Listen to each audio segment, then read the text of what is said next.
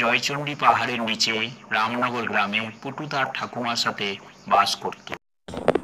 পুটু, তুমি কিন্তু একদম পড়াশোনা করছো না, তোমার মন কিন্তু খেলাধুলায় বেশি দেখছি কিন্তু। না ঠাকুমা, আমি পড়াশোনা করছি।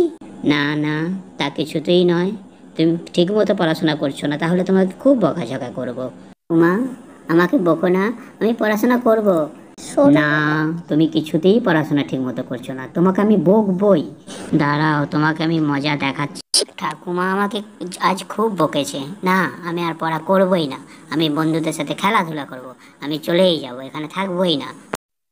কিন্তু আমি কোথায় চলে এলাম? এটা আমি কোথায় রাস্তা ফাস্তা কিছুই খুঁজে পাচ্ছি না, কি করি এখন, আমি কোথায় যাই? সন্ধে হয়ে এলো যে, ও বাবা, ভূত! আমি তোমায় খাবো।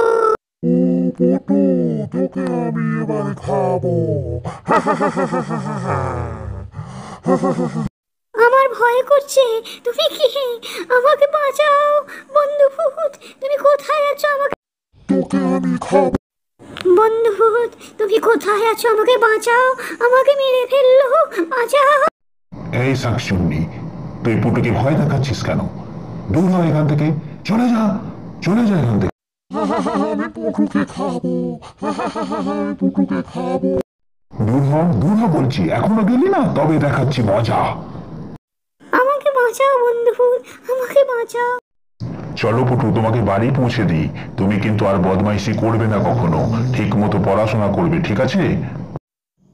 ঠিক আছে, চলো বাড়িতে, ভালোভাবে থাকবে কিন্তু। হ্যাঁ বন্ধু ভূত, আমি খুব ভালো করে পড়াশোনা করব, ঠাকুমাকেও জ্বালাতন করব। ঠিক আছে, আমি তাহলে আসি।